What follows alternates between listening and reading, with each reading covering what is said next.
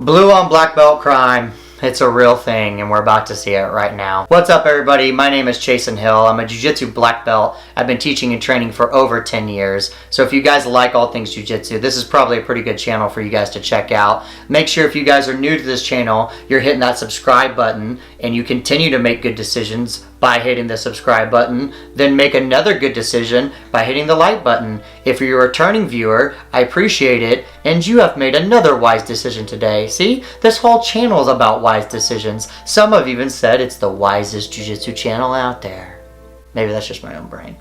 In today's video, we're going to be looking at some sparring breakdown between me and my student Blake. It's no-gi focused. If you guys have never checked out any of my jiu-jitsu sparring videos before, I like to use slow motion techniques. I like to pause the videos. I like to add in arrows. It kind of gives a little extra detail about what's going on inside of the video. And these are things that I would have really enjoyed and liked when I was a white or a blue belt. Not to say that if you're, purple or up, you can benefit from this, but you guys are probably all grouchy and think that my videos are terrible anyways and leaving negative comments in the bottom, or maybe that's the white belts that never train leave the negative comments. Make sure only positive comments around here. So with that, we're gonna get into the video.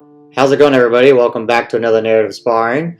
This is me versus one of my students named Blake. He's a blue belt. He likes to do no-gi and he's a big wiggle worm. Alright, so right here we're starting some standing up. I'm trying to see what Blake's going to do. I end up dropping down. I end up shooting an ankle pick. So I probably should have carried in more and finished that double, but that's okay. We still got the job done right here. So I drop down and I end up grabbing the ankle. Right, I'm on my knee and I have his ankle picked. I come up, I use that to enter in. I was able to achieve both of his leg control. He has an underhook, but he didn't really sprawl very hard.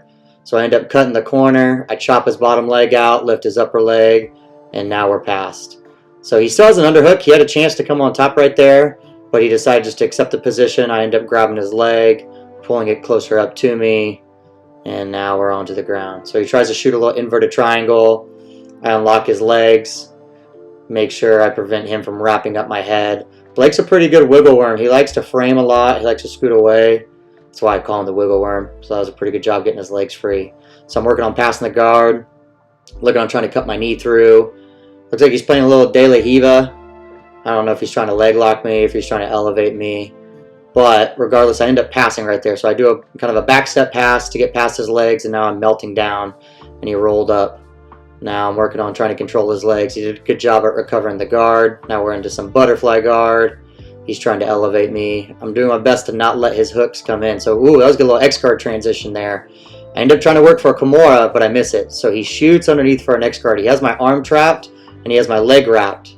So right there, I was able to post my arm. I try to go for like a guillotine and a little Kimura trap, but I can't get his head. I go for the Kimura, and so he has to bail on the sweep, which really, he still got the sweep. He ended up on top, and I couldn't make the Kimura happen, so good job to Blake for that. I just tried to salvage something. So right here, he's going to try to slide through, but I end up taking him down. So he's trying to pass through. I have his leg trapped, and I have my hand wrapped around his hip. It's very hard for him to turn and get away. So he actually just decides to bail, which is relatively smart. I wasn't really ready for that, and so now we just end up in the butterfly guard. So he sat down. He prevented me from passing. He's looking for an underhook. He's looking to get arm control, fighting out of the position, pummeling. He's got good head control.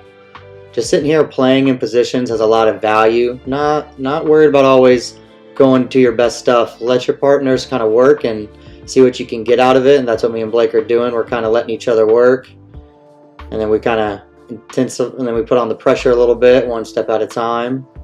So I've got his back. We're moving. I'm looking for my underhooks. He's doing a good job at turtling, and I end up bringing him back down. So I really need to get my bottom hook in, and then he ends up turning his hips, which is very good. Good job of him to turn his hips right there to get out. If he would have waited a little bit longer, I probably would have had my hook. So we end up falling off to the side. And I've got him pretty secured. I end up trying to trap his arm so I can kind of start to wrap his neck. He's laying on my bottom leg. I have my top hook in, but my bottom leg is being pinned.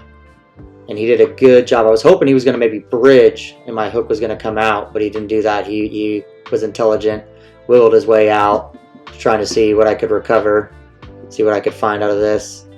If you guys ever get a chance to train with me, you know I like to play around. I don't always like to go for the killer moves up front. I like to kind of play around, work on different things, put people in difficult positions and see what comes out of them. And that's, I think, the only way you can really develop and get better. So we're playing a little open guard. He ends up trying to pass. Sorry about the camera angle here. My cameraman wasn't as great. End up coming up for a single leg. It looks like he tries to hit a darce right here. He's got the arm through. He has pretty good control. But he's got to get my shoulder blades flat. So I actually kind of flatten out here, puts pressure on his hands, and I waited for his hands to unlock, and they did. So now I'm kind of backing my head out. We're turning back, get my frames on the inside. Now we underhook, and we're out. So right here, I was able to shoot my underhook, so I have a good frame. And then he didn't close the space enough. I'm keeping my knee and my elbow together, so he couldn't put weight on me. I shoot the underhook, my other hand's on his hip blocking, and now I come up. So sometimes you kind of have to yield some positions to gain other ones. So I didn't really fight him coming on top because I was able to get dominant position. Now we're playing with some butterfly guard, looking for a collar tie control, looking for control. End up stepping over his leg. I'm pinning his leg, trying to trap his hip. He does a good job at recovering. Looks like he's shooting for a little hook sweep, but he missed it. So I used his attempt to sweep me to pass. Kind of countered his sweep and went around and passed. I'm controlling his hips. Like I said, Blake's got good hip control, so I'm kind of getting tired of passing his guard. So control his hips, he ends up turtling. He flattens out. Take the back to the side. Looking for a seatbelt grip to try to really gain control. Now we're sitting down.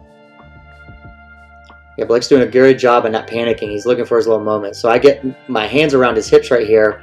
I've been working on this control quite a bit. I like it. It helps him, prevents him from freaking out too much and flipping and flopping everywhere. So now we end up in a little half guard scenario. He's trying to get me into a lockdown. So that's why I'm figure fouring my legs right here. I don't always like to stay here, but when I know someone's trying to maybe put me in a lockdown, it's a good way to prevent that from happening.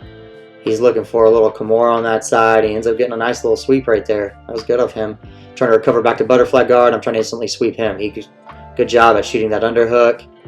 I'm framing on his hip. I'm going to try to bring my knee to the inside. Yeah, now we're up here. Looks like he's going for a little foot lock. Yeah, my foot pulls out easily. And we're back to resetting position. So yeah, this match, this training session has a lot of movement, which is what I like. I like to experience a lot of positions. Ooh, that was a good little guard pass there. So he passed and then I rolled. So as I'm passing right here, I have his neck already wrapped and his hand is got my leg right there. So I'm wrapping his neck, but he still has his hook in on the other side, which saved him. Now he's starting to hand fight, and then he flops over, and so that allows him to pass around right here. He's alleviating the pressure right now. I'm just trying to cinch him the choke, trying to see what I can work with, but he did a good job at freeing his foot. Now we're off to the side, and then he ends up coming on top right there. Let's get a little exchange of position. Now he enters in for a leg lock. And that's everything. Thank you guys. I appreciate it.